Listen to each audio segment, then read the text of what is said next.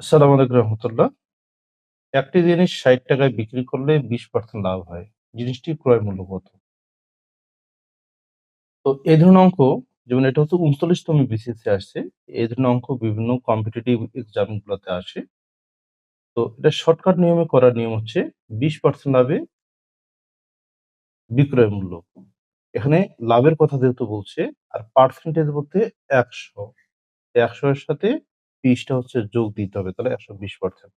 লাভের কথা আসলে অবশ্যই সেটা যোগ চিহ্ন দিয়ে এটা যোগ করতে হবে। আর ক্ষতি হলে ২০% ক্ষতি বলতে ১০০ থেকে ২০ মাইনাস তখন ৮০ হবে। যেহেতু লাভের কথা তাহলে এটা ২০ যোগ হবে। তো ১২০% সমান সমান ৳৬০। ১% সমান সমান ১০০% সমান সমান।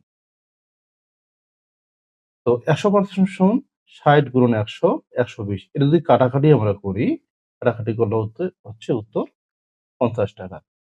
ঠিক সেম নিয়মে আপনারা এটা করবেন এবং কমেন্ট বক্সে তার উত্তরটা কত হবে সেটা অবশ্যই জানাবেন।